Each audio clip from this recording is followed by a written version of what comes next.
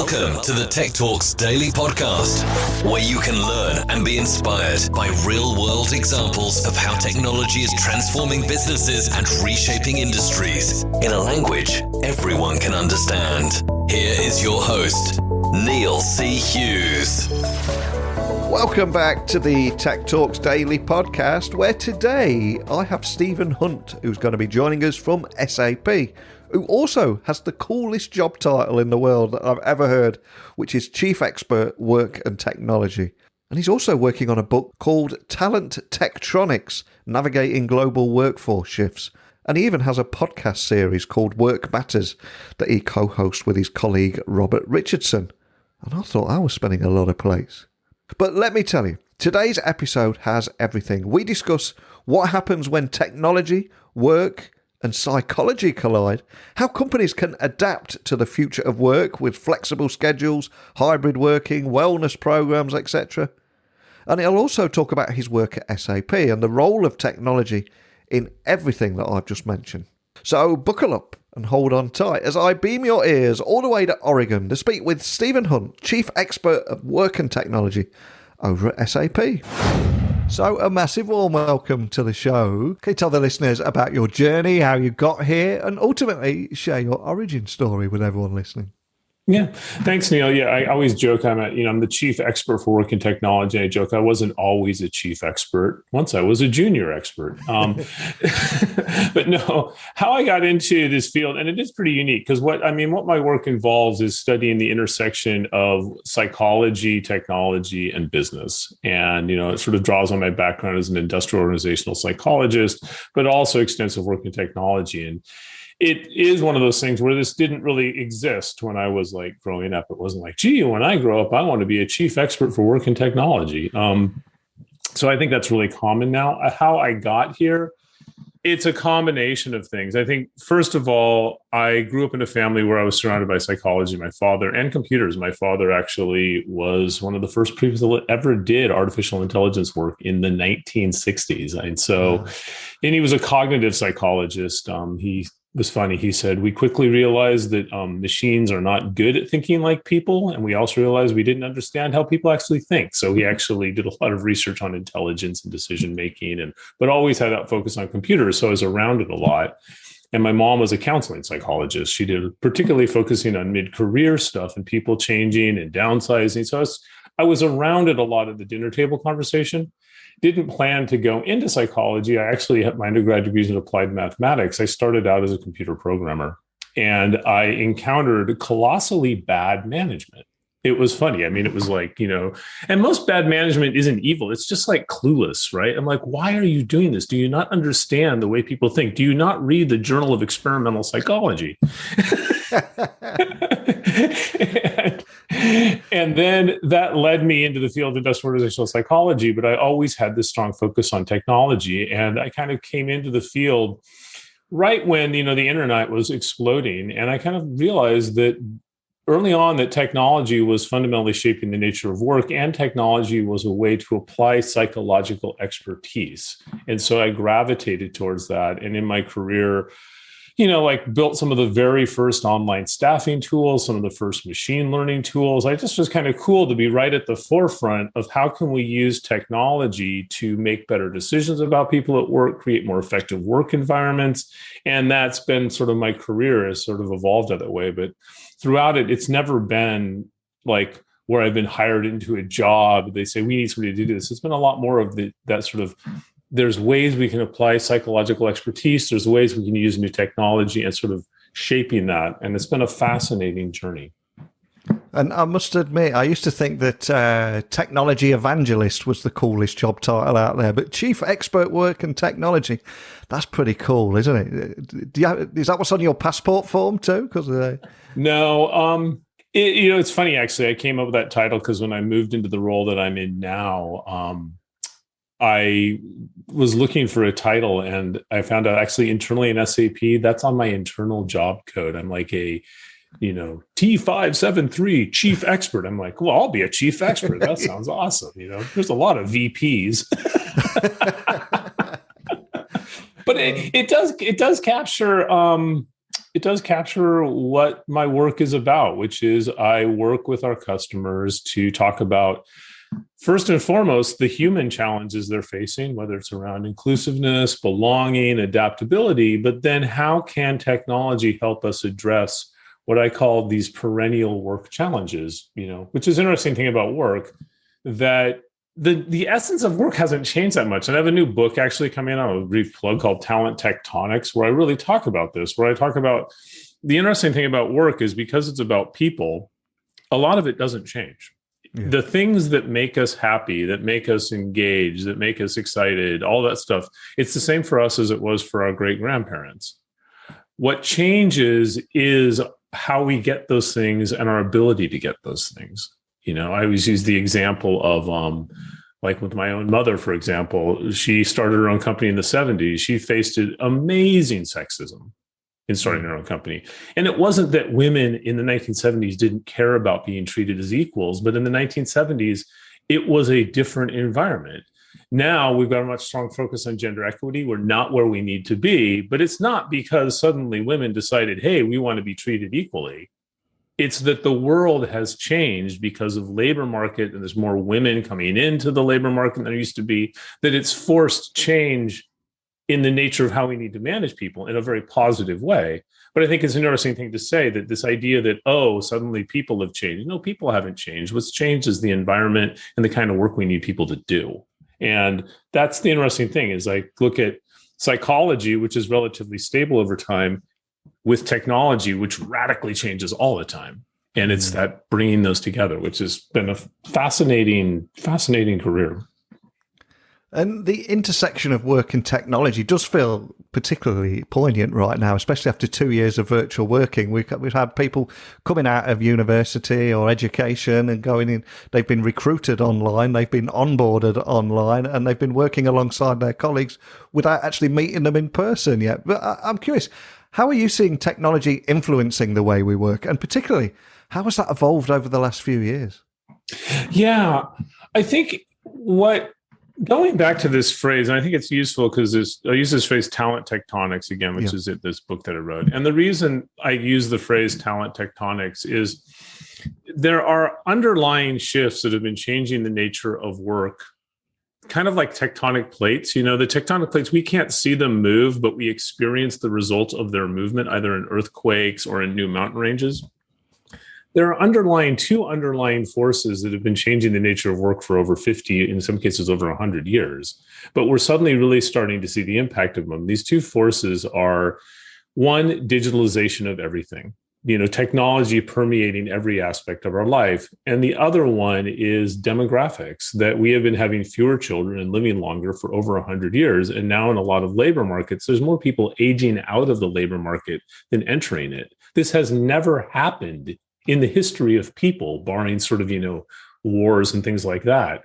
And it's fundamentally changing the nature of our labor markets. It's creating more diversity, a lot of other impacts. So if you look at that example of how has work changed, and the remote work is a really good example of these. We had the ability to work remotely. We've had it for over 10 years. I've worked remotely for 15 years. Mm-hmm. But we didn't use the technology because we had all these assumptions about work that were not based on what is effective. It was based on what is familiar.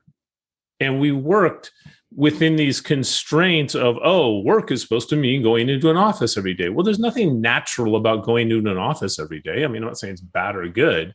And a matter of fact, people forget that there were no office buildings 300 years ago. They didn't exist. The first office building was the British Admiralty building, arguably, that was the first building ever built just to have people to commute to a place to sit in meeting rooms, right?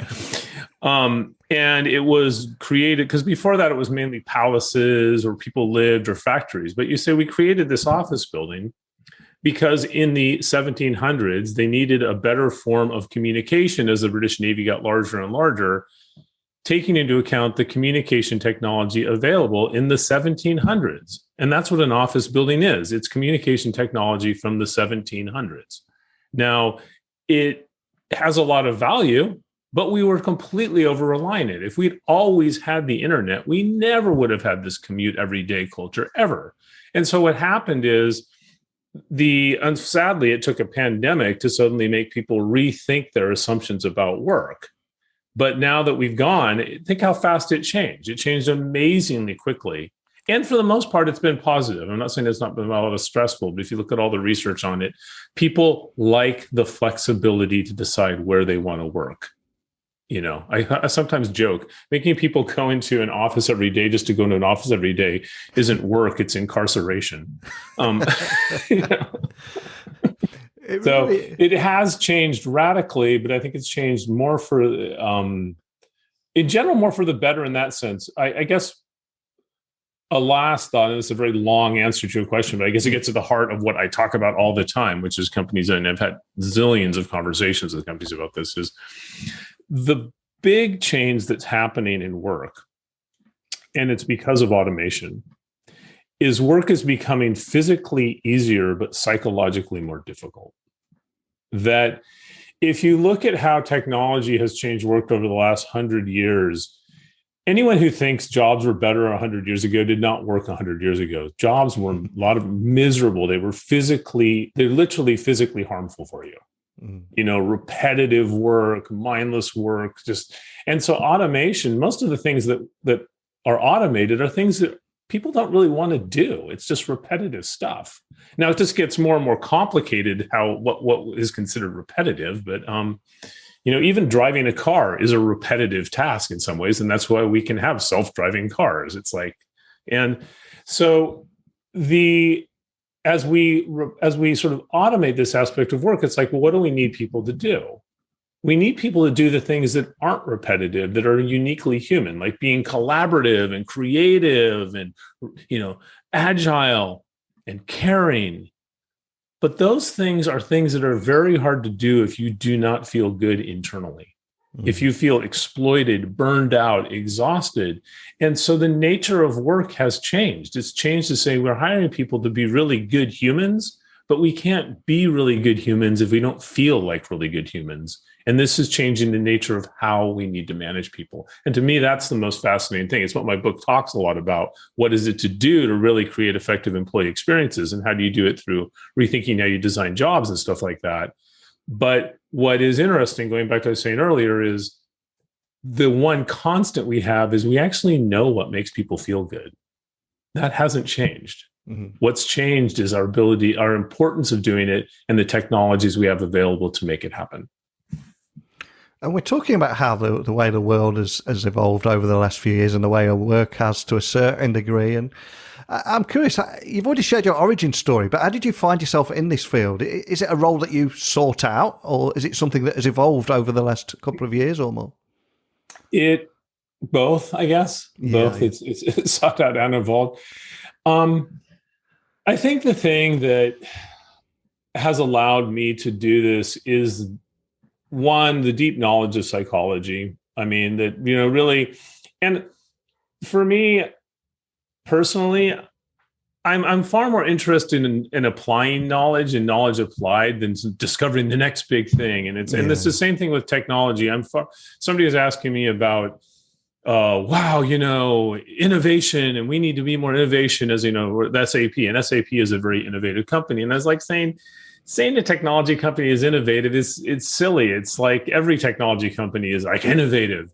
We're impactful. I want to work for a company that has an impact, and that doesn't necessarily mean the newest technology. Sometimes the most impactful of our solutions we developed 15 years ago, but it's new to this company. So my focus has always been on sort of what do we know about people and psychology, and really basic things. It's amazing that my previous book was called Common Sense Talent Management. And I called it Common Sense Talent Management because I said most of the stuff, when you look at bad management, it's not cutting edge psychology people aren't aware of. It's really basic things like people like to be recognized for the contributions they make, but they aren't.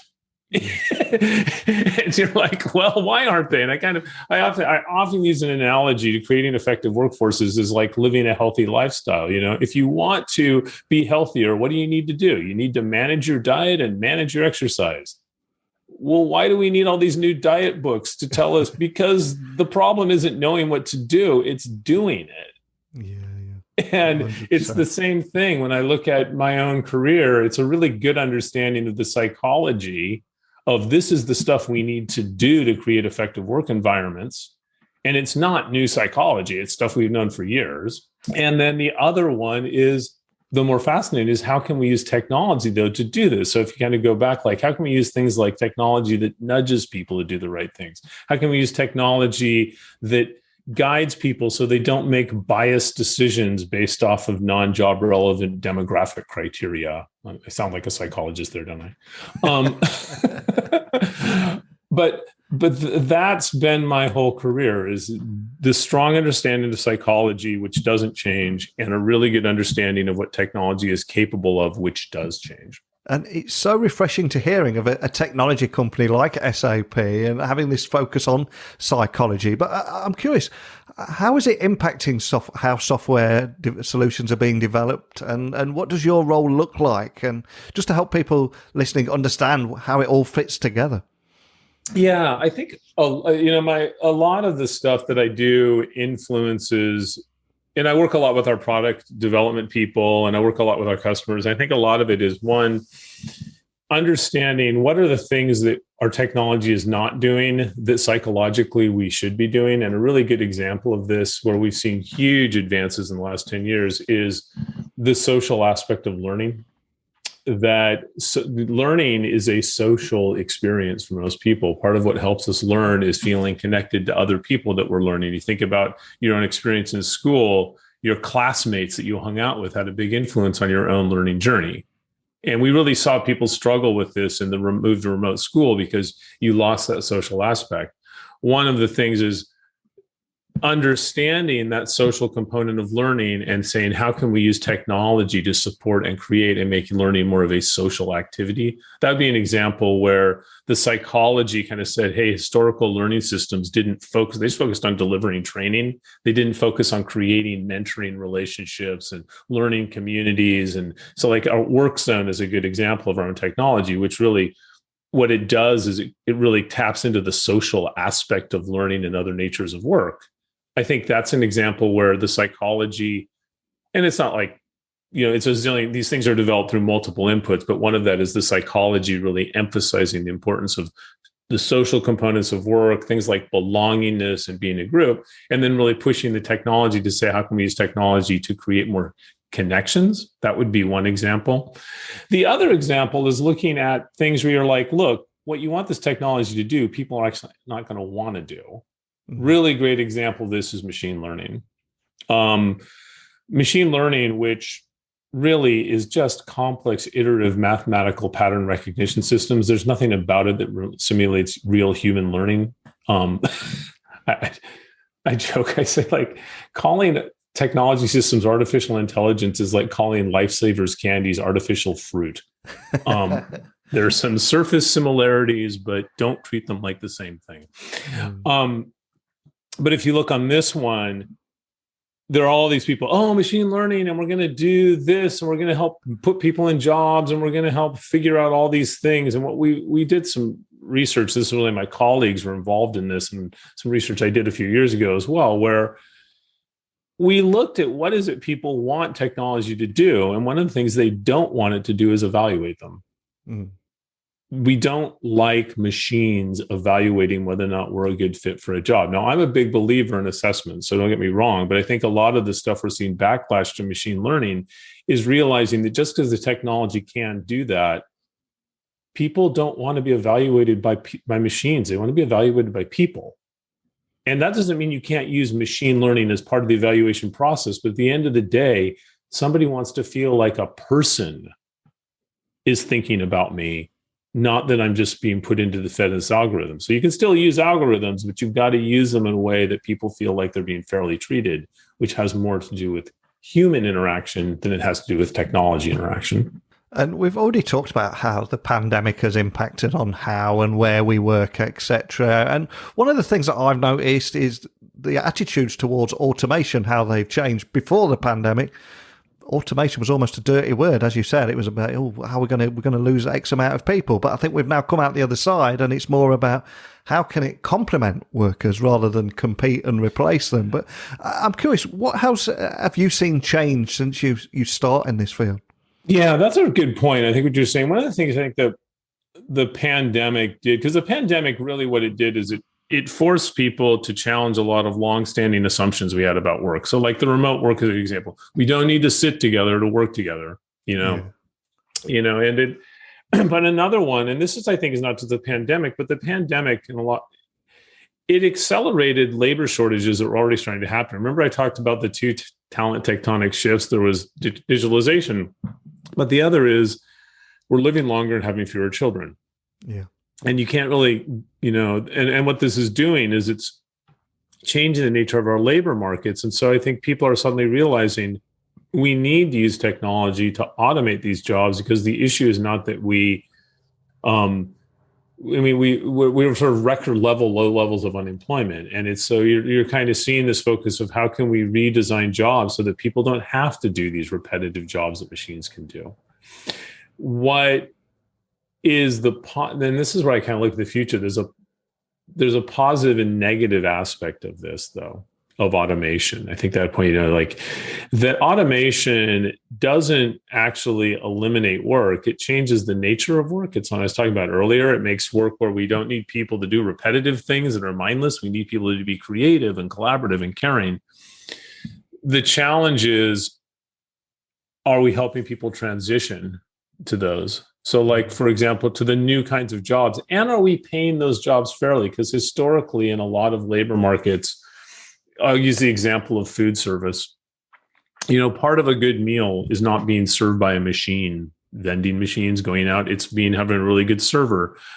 But as we automate more and more of the food processing stuff, right, it would be more and more possible just to, have these vending machine places. But people don't want that, because people want the human contact. That's part of the experience.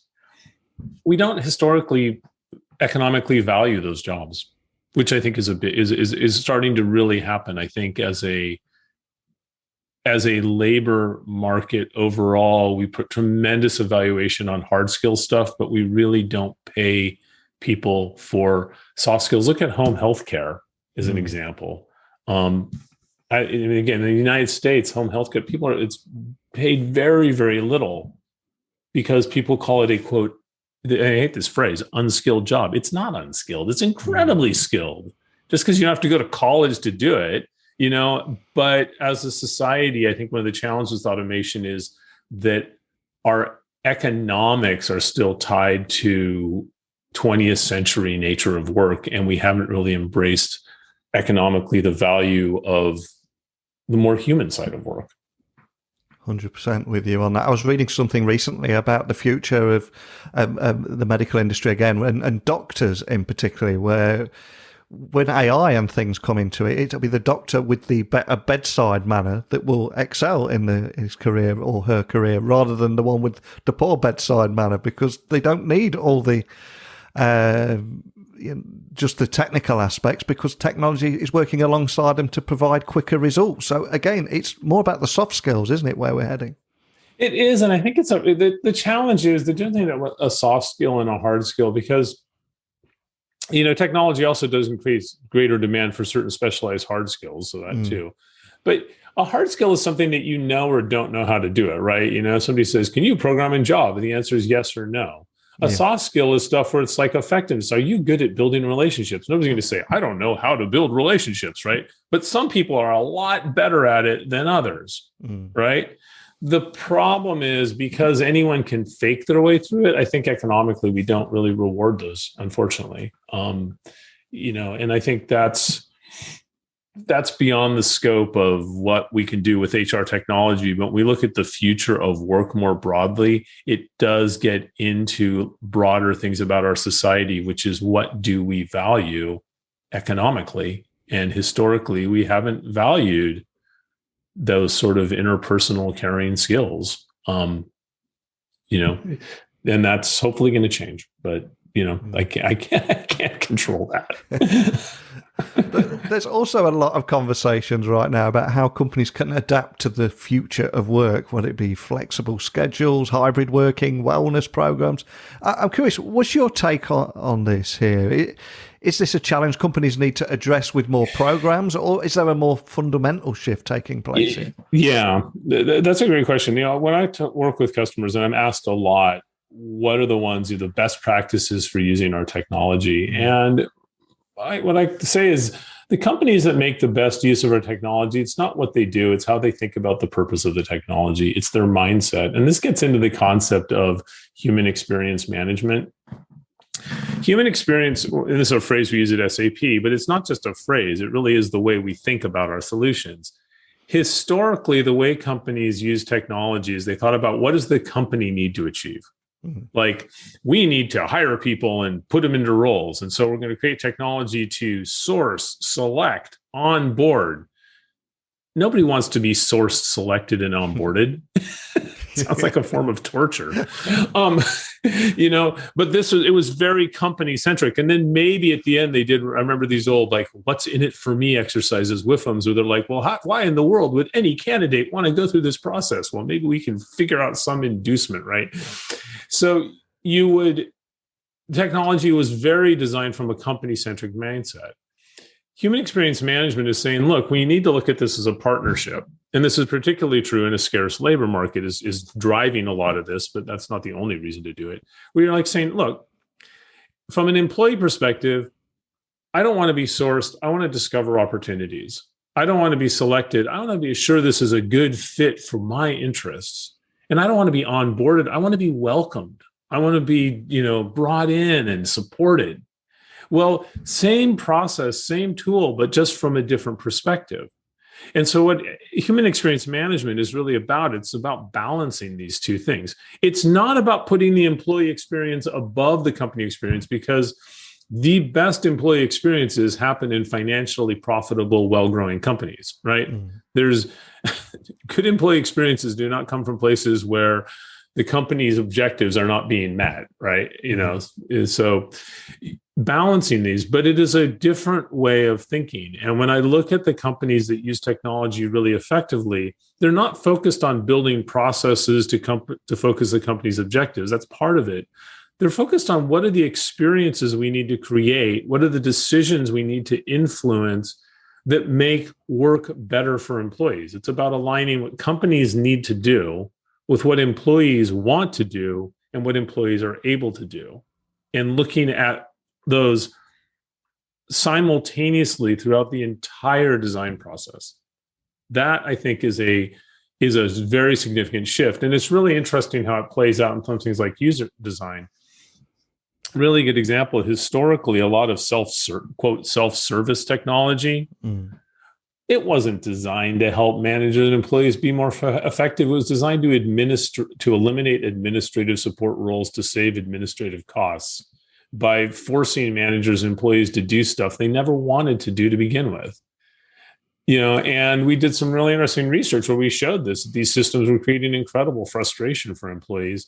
I think when you look at an experience management perspective, it's more like, how can we use technology to reduce costs, but reduce costs in a way that doesn't just take what the company used to do and force employees to do it, but actually use technology to make it easier for everyone. And that is a mindset shift. That's not just a technology shift. And for any business leaders that are listening to our conversation today, wanting to move forward and have that mindset shift too, how should companies be responding right now? What questions should they be asking of themselves, and how should they be answering them as well? I appreciate some pretty big questions in there, but what are your thoughts on that? There's two things, I think. There's a lot, but two big ones. One, make sure you have some way to listen to employees. Yeah. And you really do have to, if you're a large company particularly, you really do have to use technology for this. One of our customers shared this observation. They said a senior leader cannot truly understand the employee experience in their company without technology, because they live in a bubble. If you're a senior leader, the experience you have at work is not the experience everyone else has. When you walk in, you get things other people don't get. They're going to kowtow to you. It's natural. And so what might be easy for you is easy for you because other people do things for you and you don't even realize they're doing things for you. On top of it, if you ask people how they feel, they're, at least the employees you want, are not going to say, oh, it's my one time to talk to the CEO. I'm going to whine and complain. They're not going to be really candid in that way. And you can't talk to everyone. If you have 10,000 people in your company, you can't talk to all of them, and they all have different experiences. So you really have to use some form of employee listening technology. There's a lot of different varieties, and it's not just surveys, because it's a lot more than that. It's ongoing pointed questions at the right time. There's like stuff where you can like scan people. You can scan sort of like online comments. There's forums. And by the way, the pandemic, we saw a huge rise in this. One of the big things that companies started doing is they just had sessions where they just get on Zoom with employees and just, hey, let's talk about how things are going, create these forums, create ways that information is coming in so you can understand the experience people are having. And again, that requires using technology. The other one, if you really want to be an employee experience oriented leader, is force yourself to use the exact same systems you're making your employees use without any administrative support. I only know 2 companies that actually do this. And it doesn't mean you have to do it for all, but if you're going to roll out a new technology, like we're going to roll out a new expense system, or we're going to roll out a new procurement system, or whatever it is, say, okay, the whole C-suite has to use this for 3 months or 6 months. And if you can't use it, if it's too frustrating for you to use, don't make everyone else use it. After 3 months, you can say, look, this isn't a good use of our time. Let somebody else do it. But if you really want to challenge yourself, or you create an effective employee experience, live the same experience that you're having your employees live. By the way, I'll say this, it's aspirational. I don't know almost any company that does that. Wow, such a great idea as well. And with all that context, let's talk specifically about the role of technology in all of this. What tools are critical in the future of the work evolution, would you say? Is there anything that stands out to you? Well, I think going back, a lot of it is using stuff we already have, just using it more extensively, like going back to that remote work example, cloud technology, particularly. I think one of the biggest limits when it comes to effective workforce management, it's not about HR technology.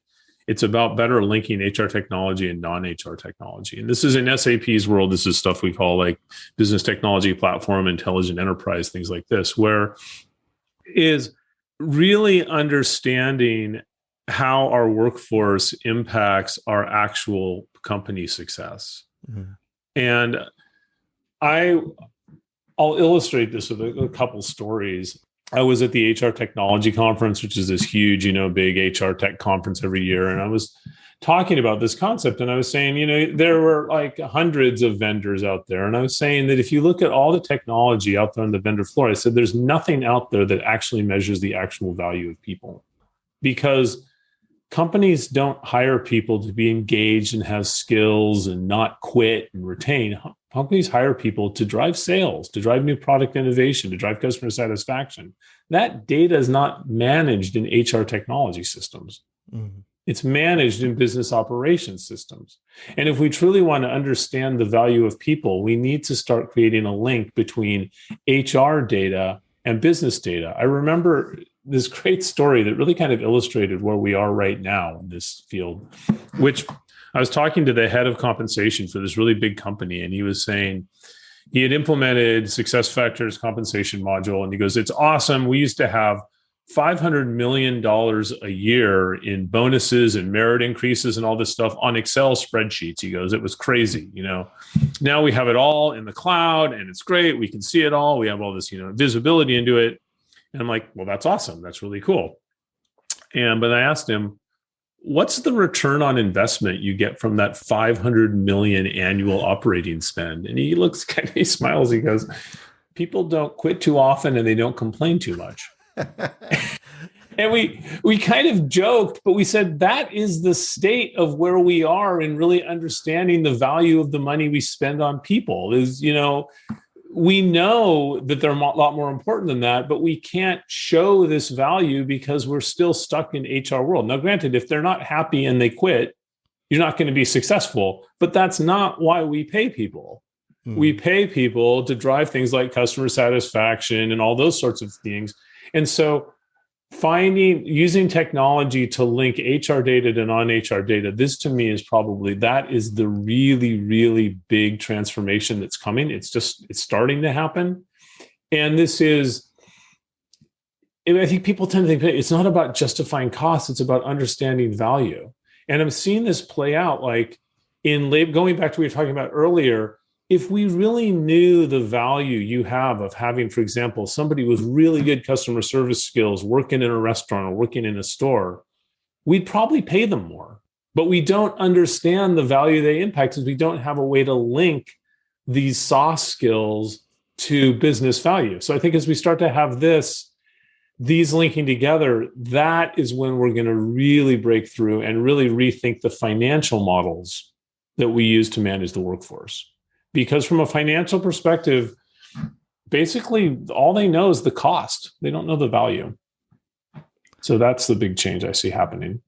And at the very beginning of the podcast, it struck me he was talking about how little the way of work has changed in the last few hundred years. But if I was to ask you to look in a virtual crystal ball towards the future, what do you think work will look like in, 5 to 10 or 15 years, both aspirational and realistically too?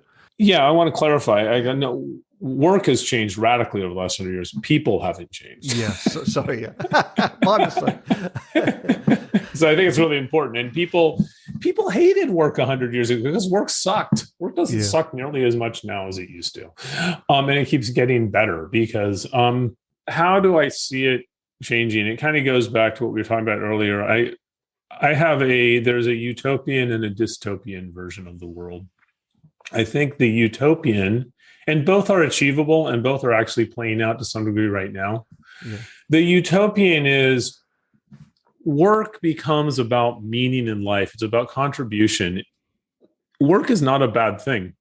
My wife's a family practice doctor, and she talks about retirement. She says when people say they're going to retire, it actually is a health risk. The way she put it is, it doesn't mean people shouldn't retire, but it's not healthy to not have a reason to get up every morning.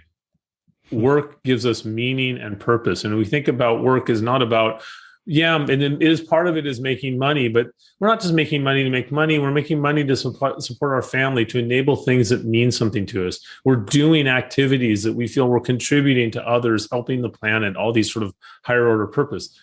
That's what work is about. It's about contribution. It's about accomplishment. That's a fundamental human need. It makes our life meaningful. And so if we look at this, I think we're moving to more saying work is about providing people meaningful activities that mean something to them and not just a transactional relationship. That's starting happening. And it's also about constant learning. We're not hiring people to do the same thing over and over again. We're hiring people to be creative, to be collaborative, to do the things that make us excited as humans, right?